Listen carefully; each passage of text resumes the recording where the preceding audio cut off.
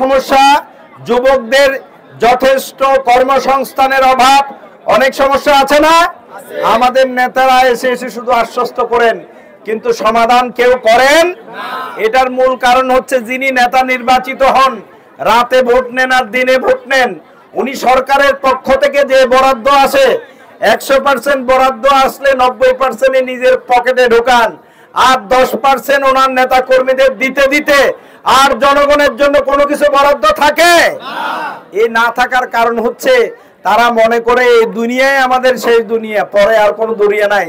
সুতরাং খাও দাও ফুর্তি করো, দুনিয়াটা মস্ত বড়। এজন্য আমরা জামাত ইসলামী বলছি, বা ইসলামের পক্ষের যদি কোনো সরকার আসে তাহলে 100% আপনারা নিশ্চিত থাকবেন জনগণের কোনো অধিকার কাউকে মেরে খেতে দেয়া হবে না।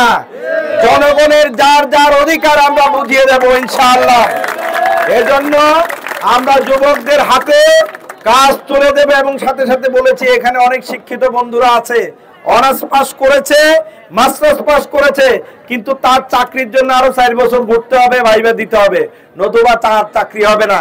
এজন্য আমরা বলেছি চুরি ঠেকানোর জন্য, মাস্তানি ঠেকানোর জন্য তার ধর্মীয় শিক্ষা দরকার, এবং তার পাশাপাশি চলমান যে শিক্ষা ব্যবস্থা আছে এই শিক্ষা ব্যবস্থার পরিবর্তে আমরা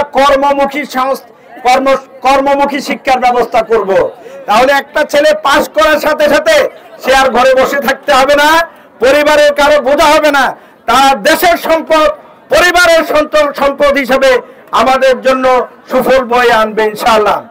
আমি আবারও আজকে জুলাই যোদ্ধা পরিষদ এই আয়োজন করেছে, তাদেরকে মোবারকবাদ জানাচ্ছি, এবং ইয়াং এনার্জেটিক যে বন্ধুরা আজকে তোমরা খেলেছো, যাদের মাথা খুব গরম, মুহূর্তে মুহূর্তে গরম হয়, তোরে শেষ করে ফেলবো, তোরে খেলা দেখাই দেবো।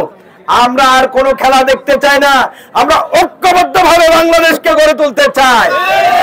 আমরা যদি আজকে কুতুবপুরে এক জায়গায় হইতে না পারি, ওই যে বিভিন্ন জায়গা থেকে খেলা হবে বলছে না, তারা এসে কিন্তু আমাদের মাথার উপর খেলা দেখা দিবে। আমরা আর বাংলাদেশকে নিয়ে কাউকে খেলতে দেব না। আমরা বাংলাদেশকে নিয়ে সবাই স্বপ্নের একটি বাংলাদেশ গড়ে তুলবো ইনশাআল্লাহ।